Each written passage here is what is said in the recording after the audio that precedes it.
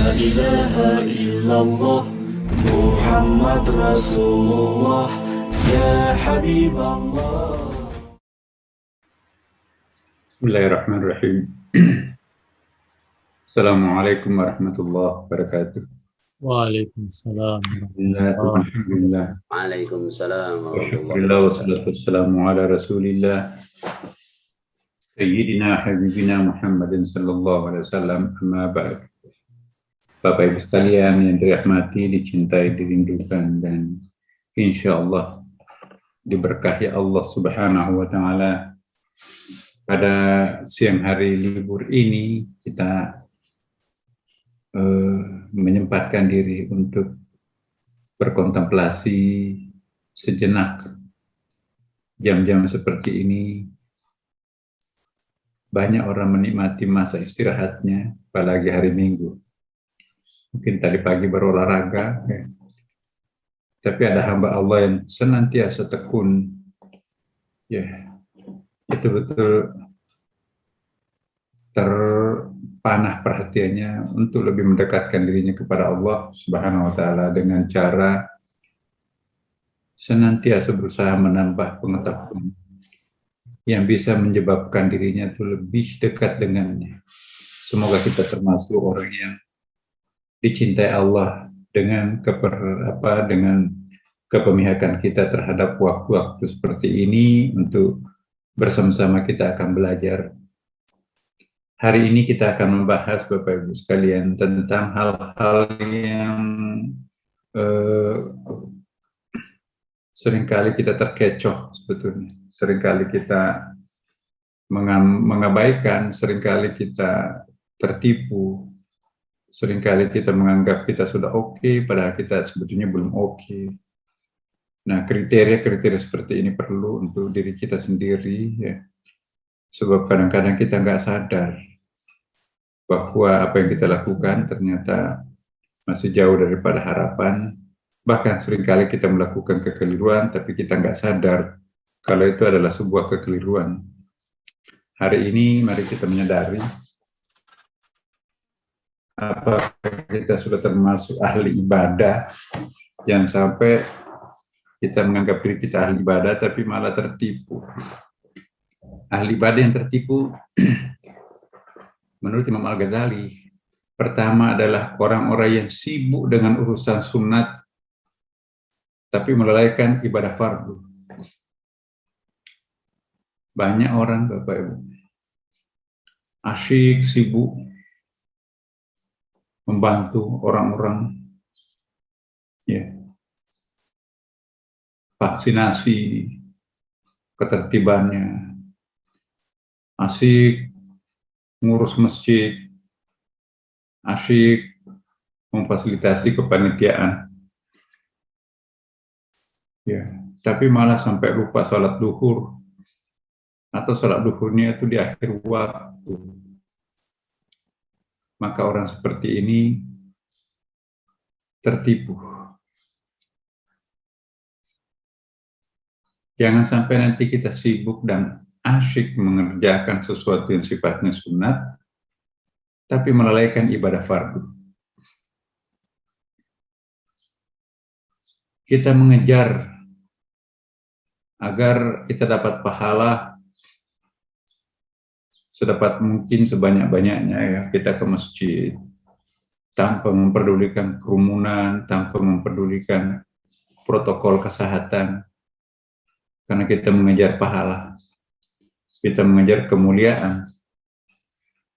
Tetapi kita meninggalkan fardu. Yang fardu itu ialah kita wajib mempertahankan kesehatan diri, kita wajib mempertahankan kesehatan dan kelangsungan hidup orang tua. Itu yang fardu. Mungkin karena kita sebagai seorang anak yang daya tahan tubuhnya masih sangat kuat, akhirnya kita nekat pergi menghadiri kerumunan, undangan, ya, termasuk jemaah majelis taklim dan sebagainya, ya, yang bisa di sana ada kerumunan dengan berbagai macam lapisan umur. Begitu kita pulang, Kita salaman, cium orang tua kita. Kita bawa oleh-oleh dari luar dalam bentuk virus corona. Orang tua kita itu kan daya tahan tubuhnya itu lemah. Akhirnya sesak napas. Ya, cari rumah sakit nggak ada yang kosong. Maka kita punya andil. Memang ajal di tangan Tuhan, tapi kita punya andil. Kitalah yang membawa virus itu ke dalam rumah. Nah, ada akibatnya kalau kita melanggar perintah Allah. Maka itu ujian kita sekarang ini adalah Al-Quran. Apakah kita sesuai dengan keputusan kita dengan apa yang dikatakan Al-Quran dan hadis Nabi? Jangan sampai ego-ego spiritual kita yang kita jadikan dasar. Kadang-kadang ego spiritual kita itu justru tidak berdasar kepada Quran dan hadis. Cinta terhadap agama, cinta dan benci terhadap orang kafir. Saking bencinya, dia ledakkan dirinya dengan bom. Matilah mereka. Tapi yang ikut mati adalah orang-orang yang tidak berdosa. Ya, itu beragama secara emosi. Kita tidak bisa mengandalkan emosi, mengambil sebuah tindakan atas nama agama. Maka itu harus kita bercermin kepada Al-Quran dan hadis. Banyak yang sesuai dengan emosi keagamaan kita dengan Al-Quran, tapi juga banyak yang melakukan atas nama Islam, tapi malah justru tidak sesuai dengan penggarisan yang dianjurkan oleh Islam. Saya ingatkan kepada kita semuanya, jangan sampai kita termasuk orang itu, sibuk dengan urusan sunat, tapi melalaikan yang fardu. Ya.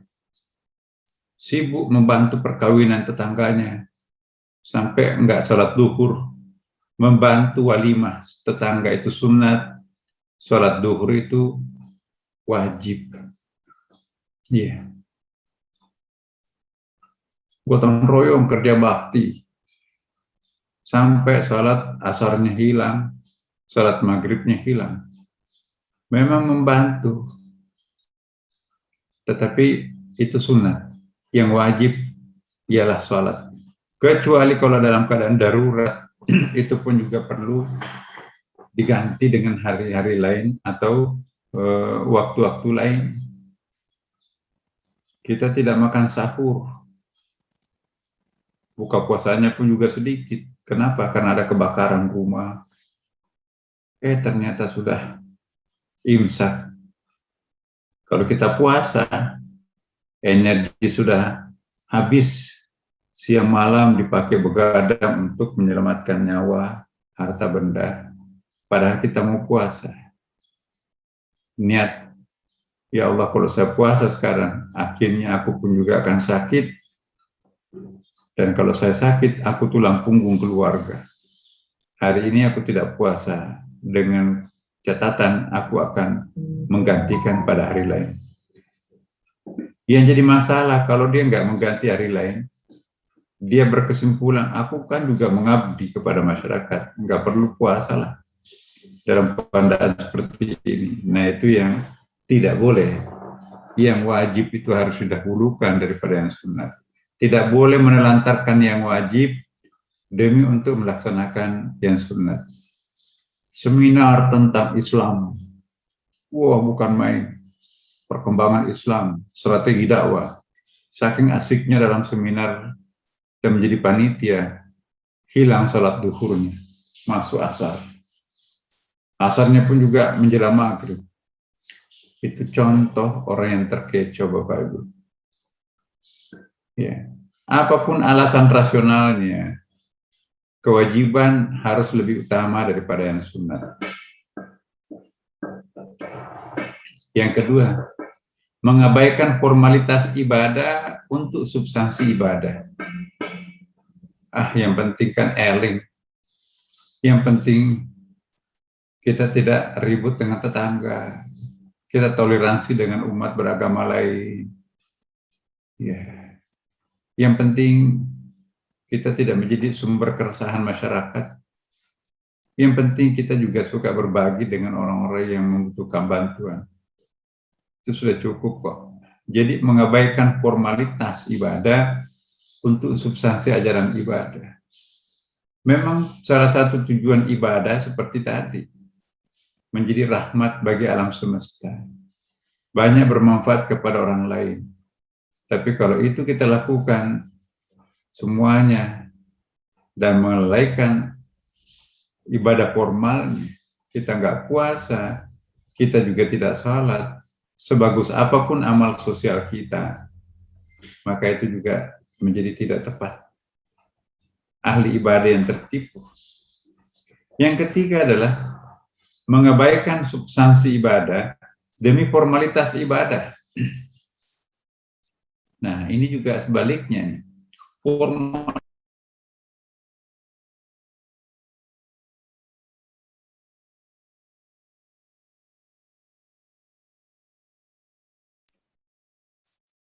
ya. Ini sering juga terjadi.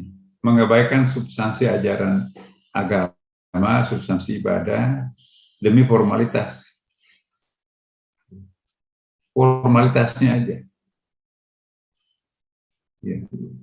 Contohnya, sebetulnya dia mau buang air kecil atau buang air besar, tapi sudah terlanjur punya wudhu, udahlah, paksa-paksain, tahan-tahan sedikit, daripada nanti wudhu lagi, datang ke sini lagi, tutup, udah langsung mandi aja, nanti kita ke kantor. Wow, karena kejar-kejaran dengan mau ke toiletnya itu, dia percepat sholatnya, 4 rakaat, assalamualaikum, assalamualaikum, wow, udah lari tuh ke toilet itu.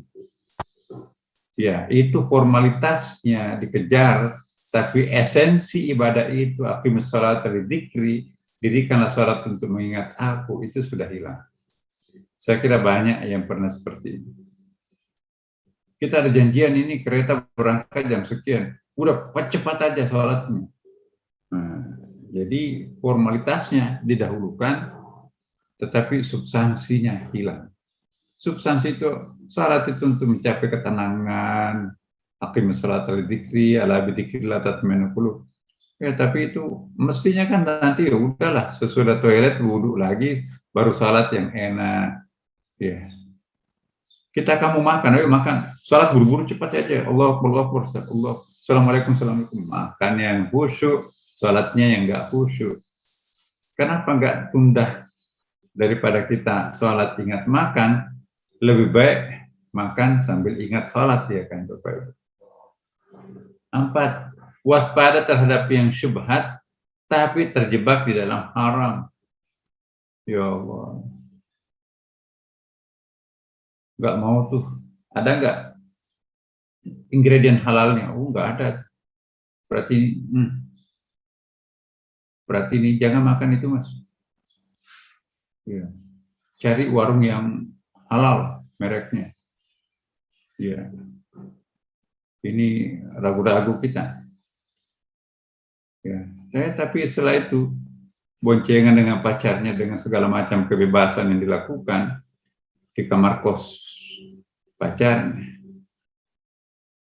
Pakai jilbab segala macam, menghindari makanan haram. Tapi berzina. Nah, waspada terhadap yang syubhat, dakwah kanan kiri, tapi dia terjebak di dalam sesuatu perbuatan yang haram. Sering juga muncul. Hati-hati kita.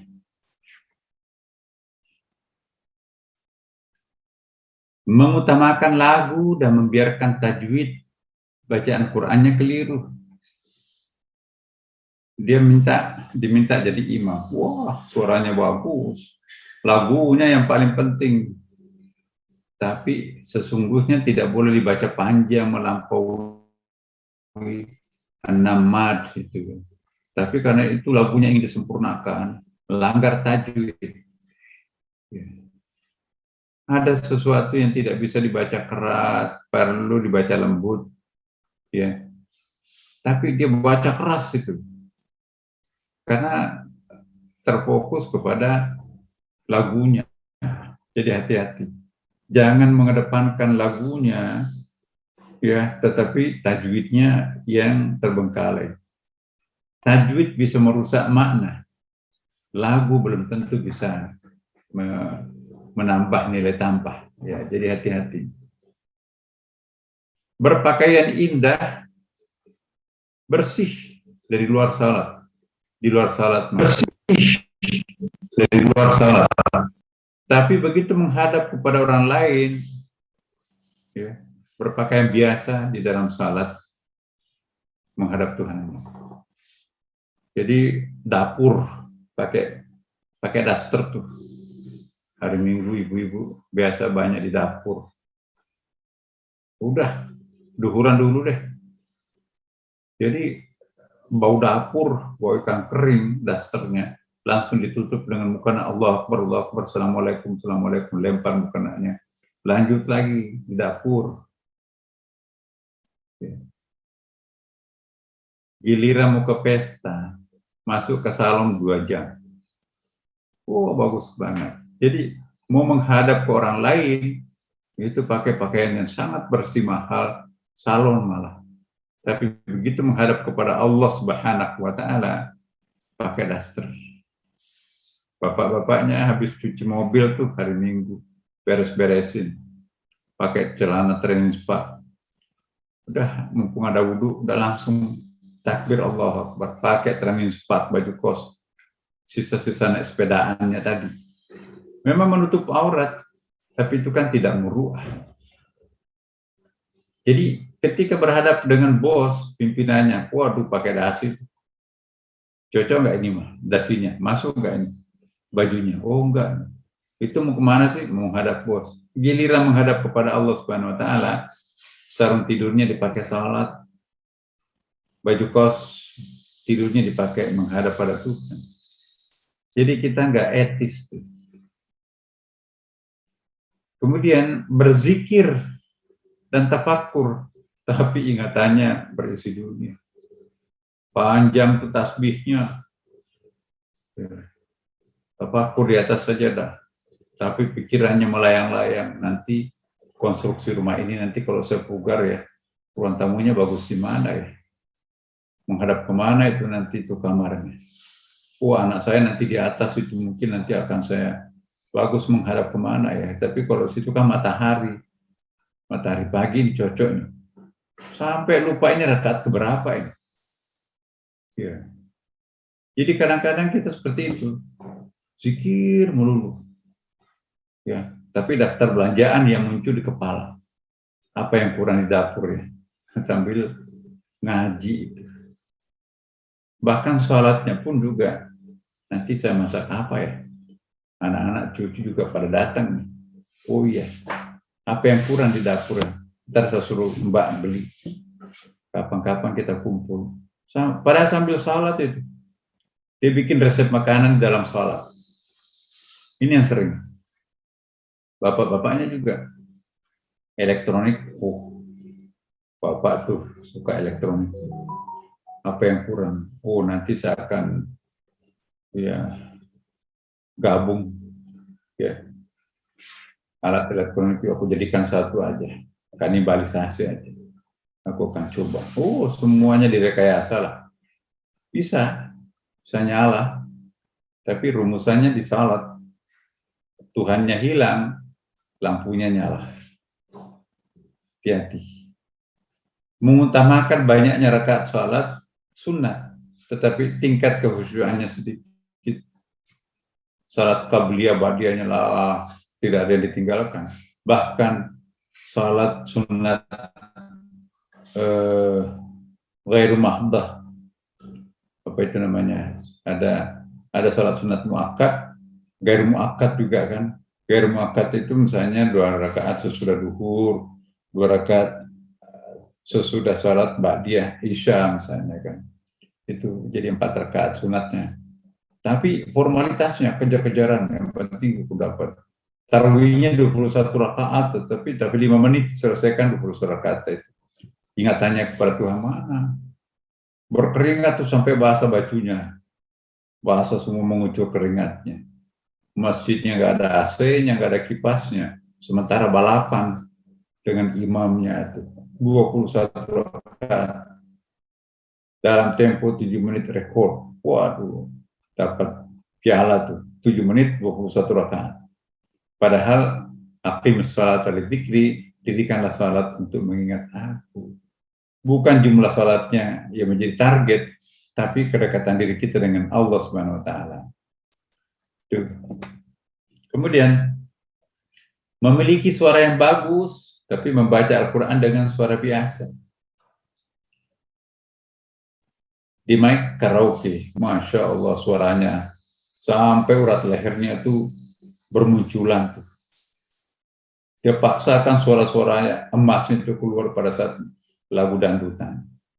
Giliran salat, ya sambil tiduran kali ya, nggak kedengeran suaranya.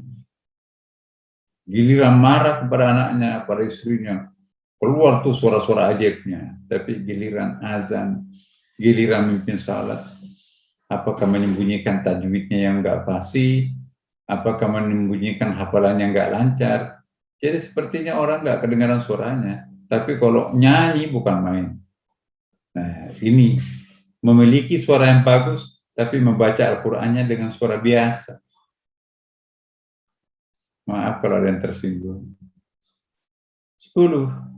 Rajin puasa sunat, tetapi rajin pula membicarakan aib orang lain. Oh, sunat dilakukan, sunat duha, puasa Senin Kamis, tapi nggak pernah tuh tertahan rahasianya orang di mulutnya. Setiap kali ada rahasia, nggak bisa tidur kalau dia tidak sampaikan kepada orang lain. Apalagi sekarang dengan adanya WA group itu kan udah dia terkenal di situ, itu sumber informasi, padahal itu nggak divalidasi. Ya. Rajin puasa sunatnya, tetapi rajin pula membicarakan aib saudaranya, rajin bohong, rajin ria. 11. Tidak mengeluarkan zakat lantaran mengingat banyaknya jasa dan sedekah kepada orang lain. Aku kan sudah banyak sedekah, hitung-hitung jauh lebih besar daripada zakat itu. Zakat itu kan cuma 2,5%. Padahal saya sudah bangunkan rumah orang tua saya. Padahal rumah orang tua itu kan bukan zakat. Orang tua itu tidak bisa dikeluarkan zakat. Dia memang wajib untuk pengeluaran kita itu. Yang perlu adalah kalau orang tua kita itu sebagai penyelenggara majelis taklim atau imam. Oh ya, saya harus kasih Pak Imam nih sedekah, zakat mal. Itu bukan kapasitasnya sebagai bapak saya, tapi untuk imam. Pak Imam itu kan ada 4 orang atau 5 orang, dibagi-bagilah di situ. Jadi bukan oh aku keluarkan bapakku aja merangkap sebagai imam, jadi boleh dong. Nah, kalau orang tua kita tidak punya kapasitas sosial, tidak wajib baginya untuk dikeluarkan zakat. Yang wajib itu adalah orang-orang yang memang betul-betul tidak ada yang bisa memberinya, kecuali zakat kita sendiri. Nah, jadi hati-hati di sini. Rajin tidak mengeluarkan zakat lantaran mengingat banyaknya jasa dan sedekah kepada orang lain. Dia punya anak yatim piatu, udahlah ngapain kita pakai zakat? Gak usah, kita kan sudah punya anak yatim 2 orang tuh, kita sekolahkan, anggaplah zakat kita di sana. Nah, itu lain sedekah, lain zakat, lain wakaf, lain jariah, lain infak, lain hibah, lain wasiat. Coba. 12. Begitu gampang melelehkan salat lantaran memahami konsep jamak dan qada. Macet kok. Ya udah nanti di rumah aja lah, di qada aja. Alasannya macam-macam, aku nggak bawa mukena, atau pakaian saya kotor, tadi kencing tuh enggak, jangan-jangan perasaan ada kepercik, ya, tapi di tempat lain nggak peduli itu. Nah, jadi saya kira Bapak Ibu jangan sampai kita seperti ini. gampang melalaikan sholat lantaran memahami konsep jamak dan qada. Udahlah, nanti di Bandung aja kita sholat.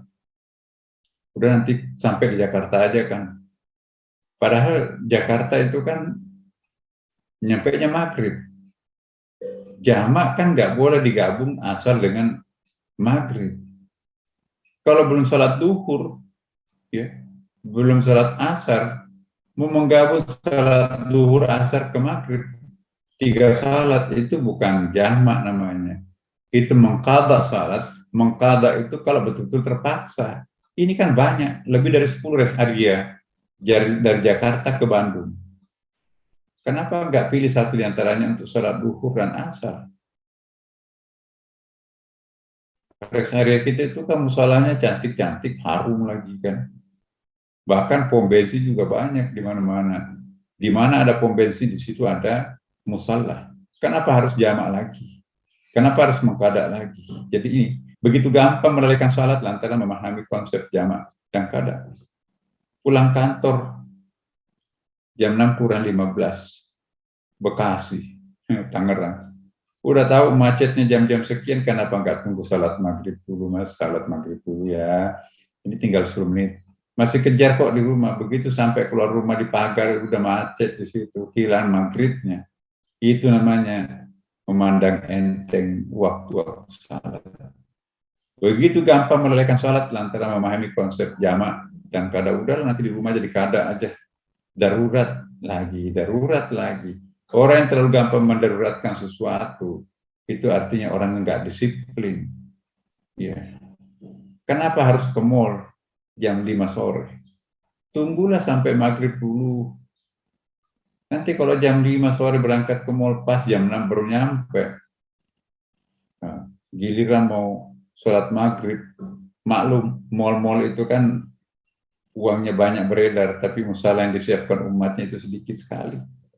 Ngantri di situ 5 kali red salat maghrib di situ. Tempat wudhunya ngantri, musalanya ngantri, jorok lagi. Padahal yang belanja di situ umat Islam. Wahai para pengusaha mal, jangan hanya menyedot dananya umat Islam, tapi bikinkan musala yang layak lah. Ya. Masa di bawah tangga dibikinkan musala di situ? Atau di basement yang bau asap di situ. Padahal yang belanja adalah umat Islam. Itu kebangetan. Mau ngambil uangnya umat Islam, tapi tidak mau berkorban untuk space, untuk salatnya orang Islam. Ya, saya kira kita perlu beri peringatan terhadap mal-mal ini. Kan itu bukan cuma 1-2 kali dikunjungi. Kebutuhan kita setiap saat harus ke mal. Masa kita harus mengorbankan salat? Jadi, mari kita bersikap adil terhadap umat Islam di Indonesia. Coba kita lihat. Kalau tidak mau berterima kasih kepada umat Islam yang sekarang, berterima kasihlah kepada umat Islam yang mendirikan bangsa itu. Taman Makam Pahlawan itu dipenuhi dengan makam-makam umat Islam paling besar. Ya. Seandainya tidak merdeka kita, kamu nggak bisa jadi orang kaya. Begitu kaya, dia lupakan umat Islam. Ya, ini maaf, ini sentimen sedikit. Kemudian,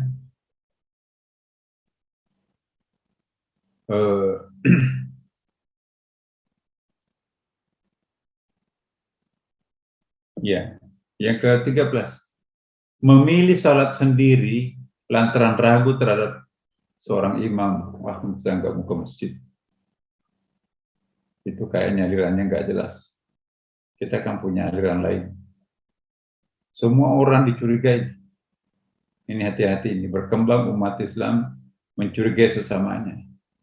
Kalau ada orang yang duduk di kursi tamunya, orang bukan paham seajarannya, dia pakai sabun tuh dipel.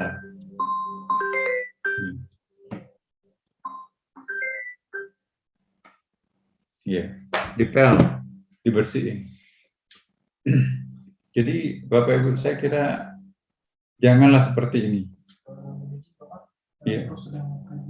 Kalau bukan golongannya, dia nggak mau ikut. Itu melakukan firqah, perpecahan. Jadi lebih baik salat sendiri di rumah, nggak usah ke masjid, karena alirannya lain. Ya, dia nggak percaya siapapun. Akhirnya jamaahnya nggak ada, tidak pernah ikut salat jamaah. Yang ke-14, tidak respek terhadap seseorang lantaran tidak terdapatnya tanda-tanda kesalehan di wajah orang itu.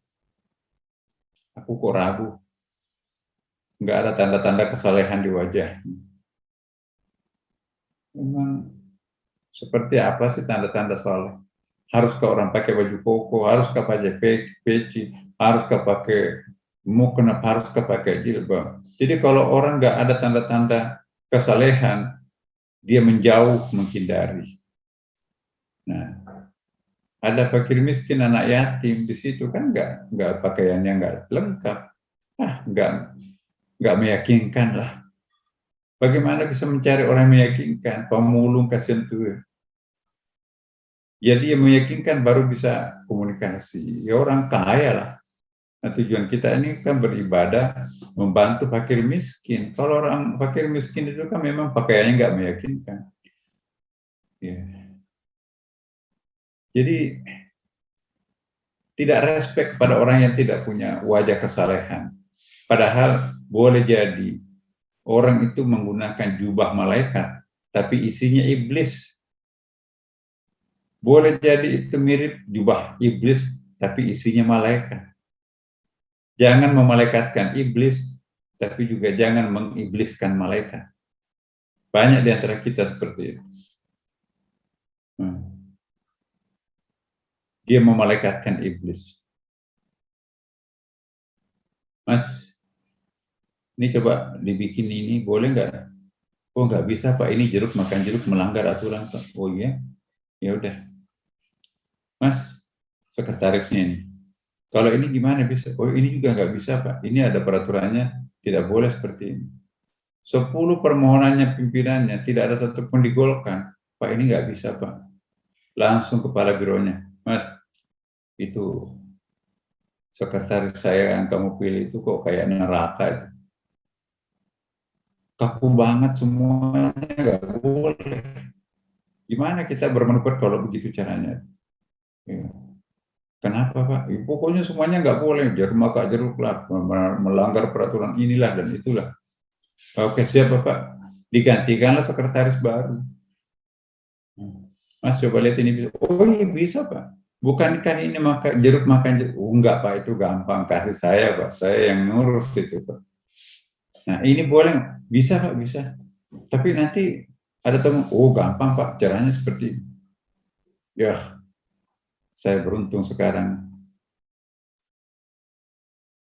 dapat sekretaris. Kemarin sekretaris saya itu iblis. Baru berapa, nggak sampai 1 tahun jabat, tiba-tiba ditangkap bahasa. Jadi temuan, masuk penjara. Sialan. Kemarin sekretaris yang pertama itu saya anggap iblis, terlalu kaku. Oh, sekretaris baru saya anggap surga, ternyata iblis. Jadi hati-hati Bapak Ibu. Kadang-kadang kita menganggap sekretaris kita itu iblis, padahal surga. Kadang-kadang kita menganggap surga, padahal iblis. Seperti tadi yang saya contohkan. Kemudian Bapak Ibu, terlalu mudah meninggalkan ibadah-ibadah sunat lantaran adanya uzur, ada alasan. Ada undangan ya, oh iya, udahlah, kita nggak usah salat di sini, nantilah dirapel aja. Salat Jumat, enggak, ini ada COVID. Ya, pada itu kan sudah zona hijau. Enggak, nanti ada COVID. Alasan COVID, semuanya ibadah sekarang mati. Kita setengah mati mengajak orang ke masjid. Begitu satu persatu orang rajin ke masjid, saya khawatir nanti nggak ada lagi yang ke masjid. Jumatan pun juga biasa.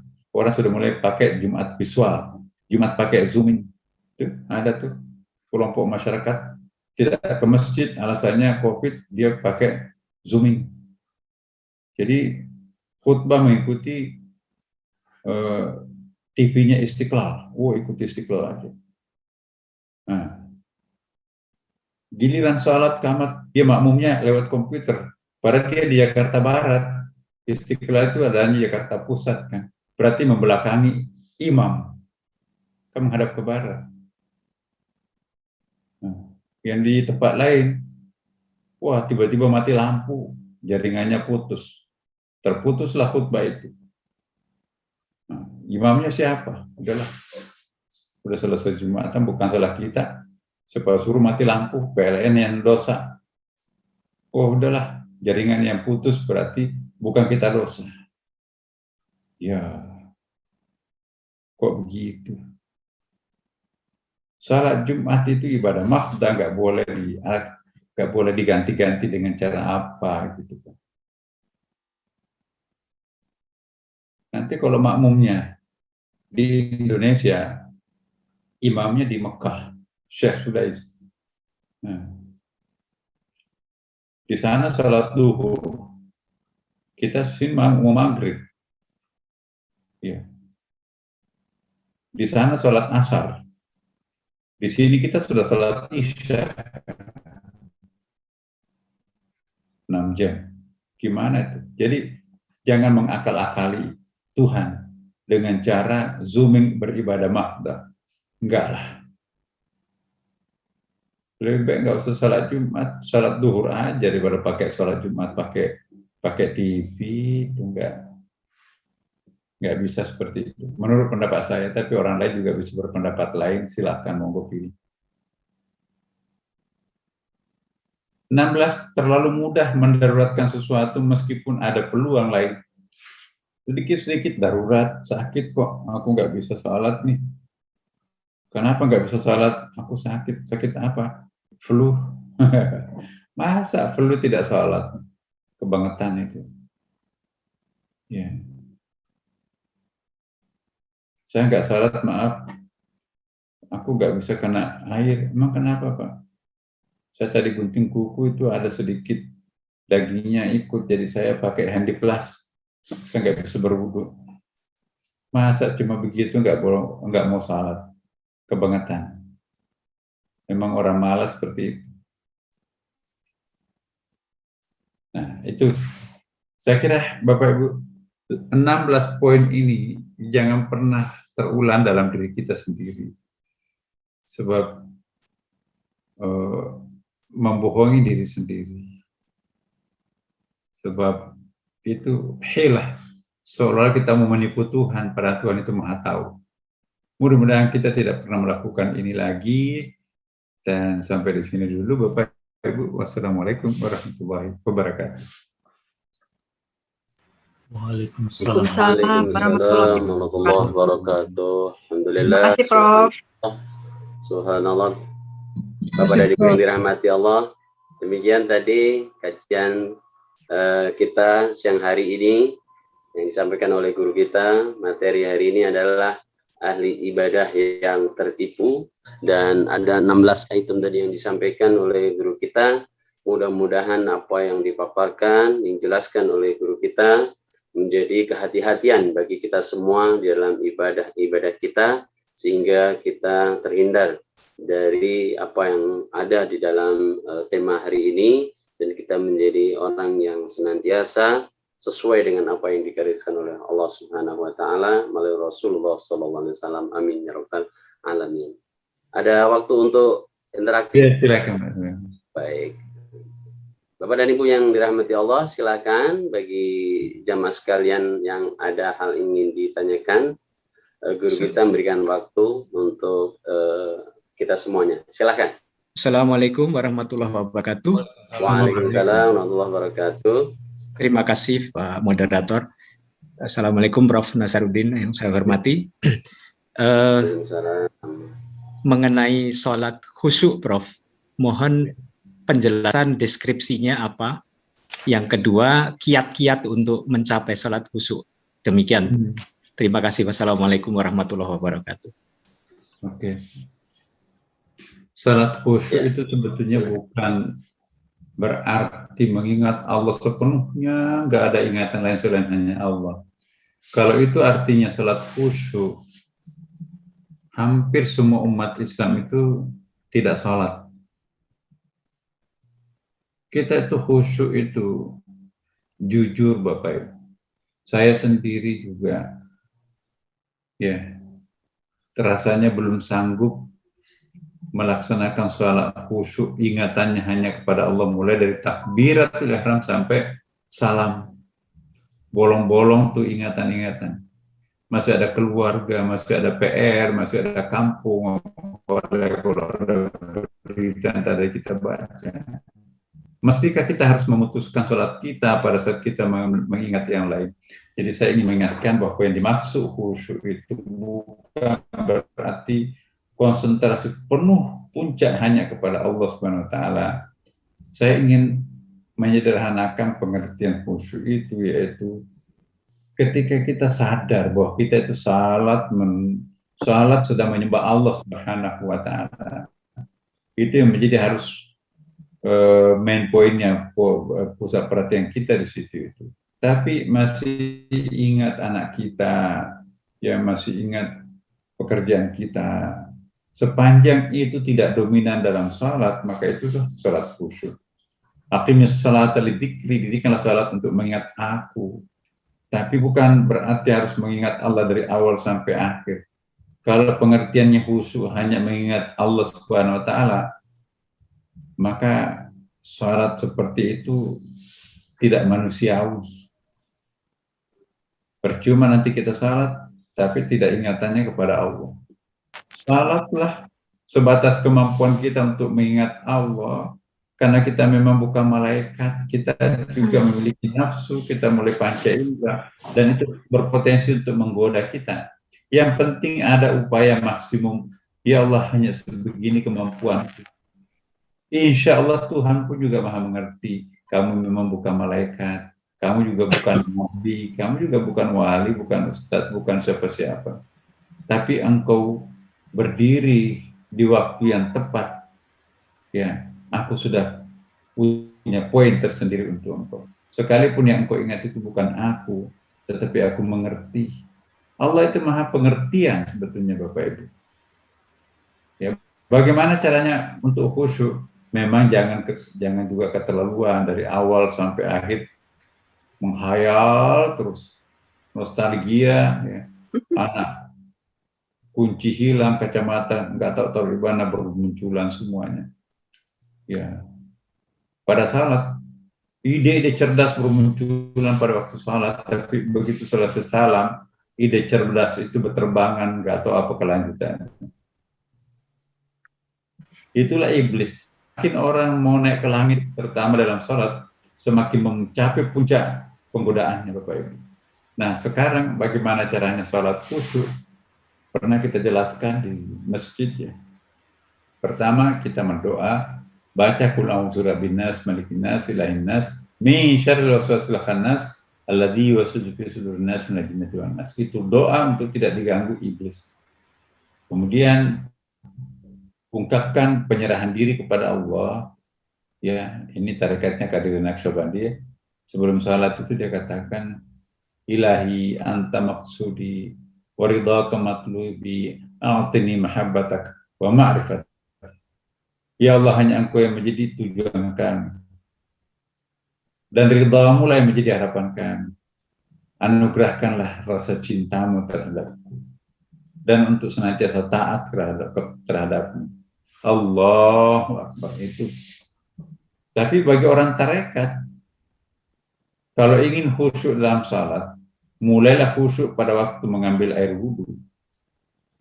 Siapa orang yang tidak khusyuk pada waktu mengambil air wudhu, tidak mungkin bisa khusyuk dalam salatnya. Maka itu awalilah khusyuk salat itu di waktu mengambil air wudhu. Maka itu mengambil air wudhu itu kan banyak ketentuannya, disunatkan menghadap ke kiblat, disunatkan 3 kali, disunatkan tidak bercakap-cakap, disunatkan pada saat membasuh anggota badan itu kita berdoa, diakhiri dengan doa wudhu, ada salat sunat wudhu, ada azan, wajib hukumnya menjawab surah azan, ada iqamat, ada salat tahiyat masjid, ada salat qabliyah duhur asar, ada salat qabliyah yang lain. Nah, barulah kita ikut salat yang lain-lain. Nah, insya Allah pasti khusyuk. Jadi panjang rentetan khusyuk itu shock terapinya. Bagaimana menurunkan suasana beta yang getaran otak kita itu 23 sampai 27 per second turun menjadi 17 ya. Itu enak tuh khusyuknya tuh. Shock terapinya tutup aurat, menghadap ke kiblat, jawab suara azan, khusyuk pada waktu mengambil air wudhu, baca qul a'udzu birabbin nas, baca ilahi anta maksudi wa ridha matlubi atini mahabbataka amari. Nah, itu dia. Silakan.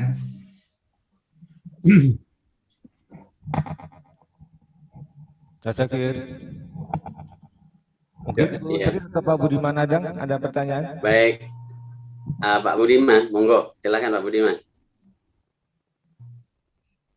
Pak Adang, silakan Pak Adang.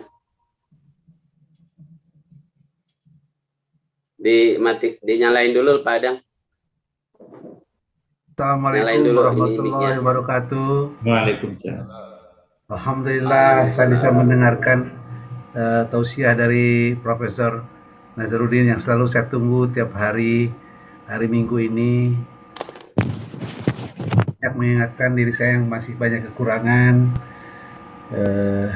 terutama saya selalu rindu sebetulnya sholat Jumat, tapi dengan kondisi seperti ini saya selalu di rumah sementara ini.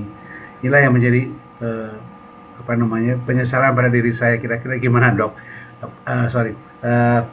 Maaf, kondisi saya seperti ini dengan usia dan komorbid.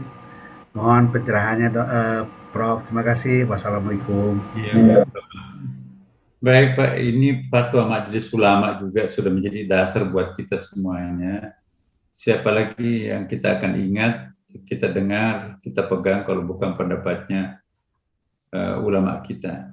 Fatwa Majelis Ulama bahwa dalam zona darurat itu dimungkinkan kita sholat Jumat di rumah.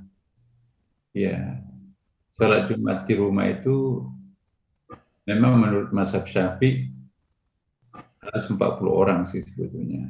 Kalau kurang itu bukan Jumatan, maka itu Jumatan harus ditambahkan dengan sholat duhur lagi 4 rakaat setelah sholat Jumat. Tapi Abu Hanifah lebih dari 2 orang itu sudah bisa sholat Jumat, karena itu sudah jamak namanya. Bahasa Arab itu lebih dari 2 orang itu sudah jamak, jadi bisa kita sholat jamaah Jumat. Tapi Imam Syafi'i 40 orang. Nah, dalam kondisi darurat seperti ini ya saya kira yang paling bagus ikuti fatwa Majelis Ulama. Kalau seandainya kita bisa meragukan protokol yang dikatakan kita kan, ya seandainya kita yakin betul kayak kita di Istiqlal kemarin, orang lain 1,5 meter jaraknya, kami 1,5 meter. Jarak antara orang satu dengan orang yang lain, kemudian juga belakangnya juga agak longgar, ya nggak ada pakai karpet karena berpotensi menyimpan virus di situ. Kemudian juga semuanya wajib pakai masker, kemudian juga harus dites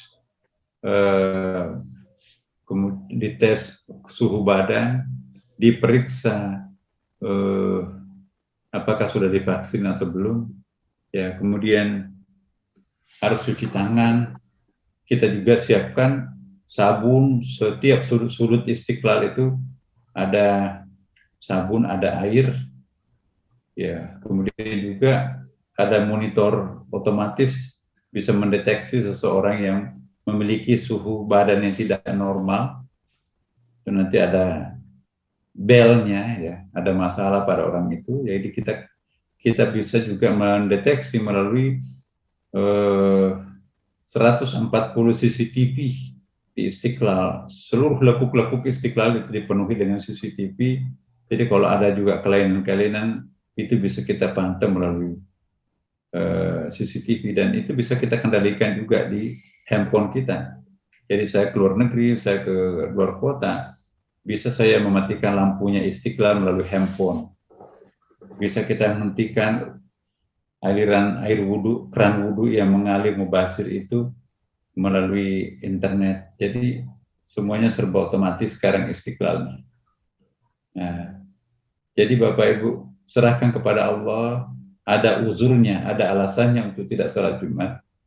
karena memang kita zona merah kemarin. Tapi kalau sudah mulai zonanya berkurang, maka dengan melalui protokol kesehatan, maka insya Allah kita mudah-mudahan juga bisa melaksanakan sholat Jumat dengan seperti biasa ya. Karena kalau terlalu lama kita meninggalkan sholat Jumat, kita akan didera oleh perasaan rindu untuk sholat Jumat, rindu untuk berjumpa dengan teman-teman. Ya, apalagi ada hadis kan, 3 kali berturut-turut kita tidak sholat Jumat, dikhawatirkan orang itu mati jahiliyah. Kalau tidak ada alasan. Persoalannya kan kita sekarang ada COVID-19 dan ada instruksi pemerintah. Ya, sholat Jumatnya di rumah, hindari kerumunan. Nah, serahkan kepada Allah. Ya Allah, aku ingin ke sholat Jumat, tapi kondisi aku sudah tua berumur seperti ini. Takut nanti terinfeksi. Allah Maha tahu, Bapak Ibu. Saya kira gitu, Pak. Baik. Bagaimana, Pak Zul? Cukup ya, Pak Zul? Ya, Ustaz. Nah, kami serahkan ke Pak Zul sebelum ditutup doa oleh guru kita. Monggo Pak Zul, ada hal yang ingin disampaikan Pak Zul. Ya, baik, terima kasih Ustaz Zakir. Pertama-tama saya selaku Ketua DKM Masjid Al Hidayah menyampaikan jazakumullah khairan katsira atas ilmu nasihat atau syiah yang diberikan oleh Prof. Nasaruddin dalam kajian tasawuf pada siang hari ini. Juga jazakumullah khairan katsira kepada seluruh peserta kajian. Alhamdulillah pada siang hari ini kuota kita full 100, rasanya mungkin ke depan kita sudah mulai harus tingkatkan lagi kuotanya supaya jemaah yang lain bisa ikut kajian bersama kita. Juga saya ingin sampaikan Bapak Ibu sekalian bahwa insya Allah setiap kajian kita, baik kajian tasawuf maupun kajian lain di Masjid Al Hidayah akan kita upload di channel YouTube Masjid Al Hidayah. Nama channelnya adalah Kajian Al Hidayah Punai Raya. Silakan di search di YouTube. Insya Allah setiap kajian-kajian di Masjid Al Hidayah semua kita upload di situ. Tentu saja yang sudah kita edit sesuai dengan keperluan kita. Kemudian juga kita punya WhatsApp group Kajian Al Hidayah. Silakan bagi Bapak Ibu sekalian yang ingin bergabung untuk nanti bisa mengikuti setiap informasi tentang kajian, baik kajian tasawuf dan lain-lainnya. Itu saja yang ingin saya sampaikan, dan terakhir mohon maaf dan batin jika ada banyak sekali kekurangan, kelemahan dalam pelaksanaan acara ini. Demikian Ustaz Zakir, mungkin bisa langsung dipimpin doa ya oleh Prof. Nasar. Baik, terima kasih Pak Zul. Fadhal Syekhuna. Ya, memang maksimum ini ada beberapa yang ingin masuk tapi sudah nggak ada kuotanya katanya. Jadi saya kira memang sudah perlu di upgrade itu kan, jangan hanya 100. Ya, insya Allah. Ya, udah perlu nambah. Ya, agak susah teman-teman tadi masuk tuh. Tapi marilah kita berdoa, semoga Allah memberkati kita semuanya, Bapak Ibu sekalian. Senang sekali kita tidak bisa berjumpa di darat, tetapi melalui Zoom seperti ini, insya Allah mudah-mudahan tidak mengurangi berkah perjumpaan kita. Mari kita berdoa kepada saudara kita yang terbaring sakit, entah itu karena COVID atau penyakit lain. Mari juga kita membacakan surah Al-Fatihah, semoga pahalanya tercurah kepada almarhumah, anggota keluarga sahabat kita yang mendahului kita, dan yang paling penting kita yang dikarunia kesehatan, semoga dipertahankan kesehatannya oleh Allah SWT bersama keluarga, anak, dan cucu kita semuanya. Insya Allah semoga iman kita makin bertambah dalam era penuh cobaan seperti ini. Ala hadhihi ya ala kulli natin salih wa ala hadratil mustafa Nabi sallallahu alaihi wasallam wa ala alihi wa sahbihi wa man tabi'ahu ila yaumiddin. Al-Fatihah. A'udzu billahi minasyaitonir rajim. Bismillahirrahmanirrahim. Ar-Rahmanir Rahim. Maliki yaumiddin. Iyyaka na'budu wa iyyaka nasta'in. Ihdinas siratal mustaqim, siratal ladzina an'amta 'alaihim ghairil maghdubi 'alaihim waladdallin. Ya Allah ya Rahman ya Rahim ya Rahman ya Rahman ya Allah. Allahumma inna nasta'inuka wa nastahdika wa nastaghfiruka wa natubu ilaik wa nu'minu bika wa natawakkal 'alaik wa nutni 'alaika al-khaira kullahu wa nashkuruka wa la nakfur. Allahumma iyyaka na'budu wa laka nusalli wa nasjudu wa ilaika nas'a wa nahfad. Narju rahmataka wa nakhsha 'adzabaka inna 'adzabaka jidda bil kuffari mulh. Allahumma ij'al ijtima'ana hadha ijtima'an marhuma wa tafarruqana ba'dahu tafarruqan ma'suma wa la taj'al fina shaqiyyan wa la mahruma. Allahumma la بارك جمعنا هذا إلا بذنب مغفور رسائل مشكور مقبول وتجارة لن تبور يا عزيز يا غفار يا رب العالمين اللهم اغفر لهم وارحمهم وعافيه واعف عنهم اللهم يا شافي أنت الشافي اشفي أنت الشفاء للناس اشفي يا الله اشفنا اشفنا اشفنا يا الله يا الله ارحمنا يا ارحم الراحمين يا الله اللهم إنا نعوذ بك من الجزام والوباء وفيروس كورونا وسوء الأخلاق رب ارحمهما كما ربنا صغارا ربنا آتنا في الدنيا حسنة وفي الآخرة حسنة وقنا عذاب النار والحمد لله رب العالمين والسلام عليكم ورحمة الله وبركاته. لا إله إلا الله محمد رسول الله يا حبيب الله.